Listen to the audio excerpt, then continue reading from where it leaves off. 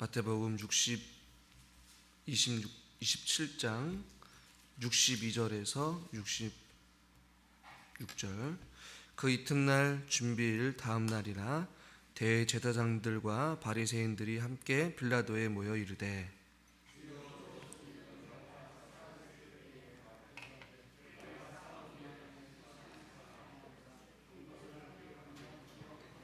그러므로 명령하여 그 무덤을 사흘까지 굳게 지키게 하소서.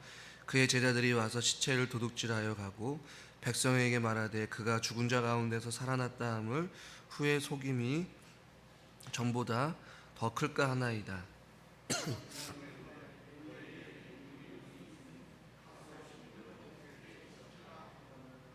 같이 읽죠. 그들이 경비들과 무덤을 굳게 지키니라. 아멘.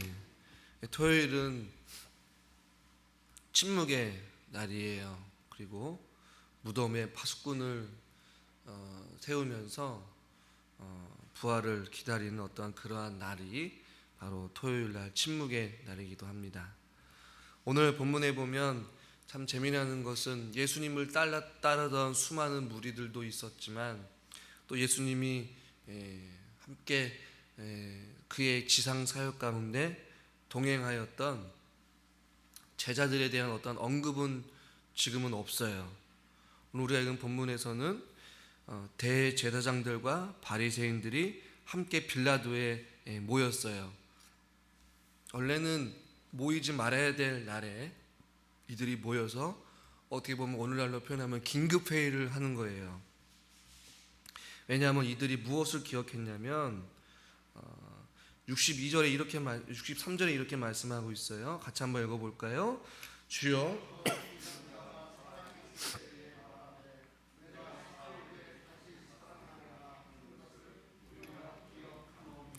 지금 내가 사흘 후에 다시 살아난다라는 이 부활에 대한 이 사실을 기억하고 지금 긴장하고 있는 사람들은 바로 그를 따르던 무리들이나 제자들이 아니고 바로 종교 지도자들인 대제사장들과 바리새인들이 지금 모여서 이것에 대해서 걱정하고 있고 그것을 지금 기억하고 있다라는 것이에요.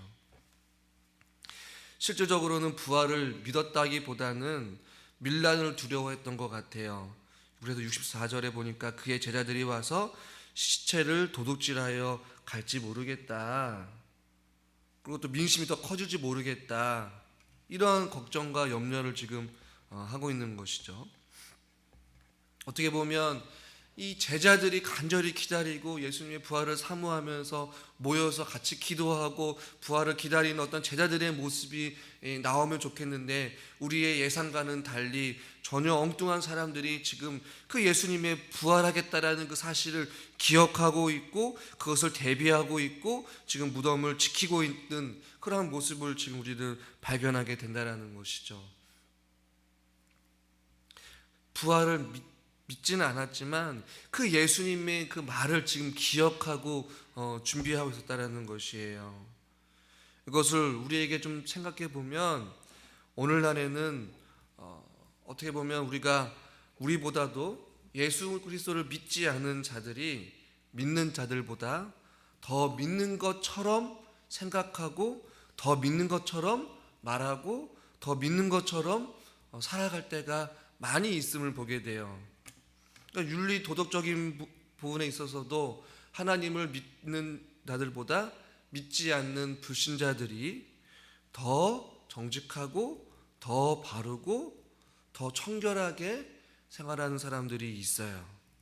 그것도 어떤 경우에는 세상 사람들은 때로는 하나님을 존재한다는 것을 아는지 없는지는 모르겠지만 하나님을 두려워하는 경우들이 더 많아요. 정작 하나님을 믿고 하나님을 두려워해야 되고 하나님을 믿어야 될 그 대상들인 우리들은 하나님을 두려워하지 않는 경우들을 더 많이 보는 경우들을 보게 돼요. 세상 사람들은 때로는 교회는 이렇게 해야 되지 않겠습니까? 교회 다닌 사람은 그렇게 살면 안 되죠 라고 이렇게 종종 이야기를 들어요. 그들도 어떠한 신앙이 없고 하나님이 어떠한 존재인지 정확하게 알지는 못하지만 기독교는 사랑의 종교고 섬김의 종교고 희생의 종교고 예수 그리스도가 누구인지는 알아요. 그리고 어떻게 사는 것이 올바른 것인지도 알아요. 그러나 그리스도인들은 아는지 모르는지 그렇게 살아가지 않고 있는 경우들이 많다는 것이에요. 이 예수님의 제자들은 지금 예수님의 부활을 기억했다, 준비했다, 모여서 기도했다, 모여서 같이 그 부활을 어떻게 맞이할 그 예수 그리스도를 기다리는 그런 어떠한 모습도 찾아볼 수 없다라는 것이죠. 예수 그리스도의 십자가의 죽으심이 부끄럽지 않도록, 수치스럽지 않도록 우리들은 이 부활의 아침을 기다리면서 우리들의 삶을 되돌아보기를 원합니다. 정말로 우리가 하나님을 두려워하는 마음을 가지고 신실하신 하나님의 말씀을 붙잡고 우리가 소망이 되어주시는 그 예수 그리스도를 온전히 믿음으로 살아갈 수 있기를 바랍니다. 이 부활의 영광의 아침을 기다리는 그 전야제와 같은 그 날에, 지금 이 부활을 준비하는 이 날에 전혀 엉뚱한 사람들의 이름들이 언급하면서 부활을 지금 대비하고 있는 모습들, 수많은 사람들이 다 있는다 할지라도 예수님의 제자들만큼은, 제자된 우리들만큼은, 왕같은 제사장들인 우리들만큼은 이 부활의 아침을 기대하며 소망하며 부활하신 그 예수 그리스도를 우리가 간절히 기다릴 수 있는 그런 마음가짐을 가지고 살아갈 수 있기를 바라요. 단순히 고난주간만 십자가를 묵상하는 것이 아니라 매일매일 십자가를 묵상하고 매일매일 부활에 대한 그 능력을 의지하며 우리가 살아갈 수 있기를 주님의 이름으로 축원합니다. 또한 두 번째로 살펴볼 것은 이들이 보면 이렇게 말씀하고 있는데 64절부터 66절까지 반복해서 쓰여지고 있는 말이 굳게 지키다라는 말이에요. 66절 말씀을 같이 한번 읽어보겠습니다. 그들이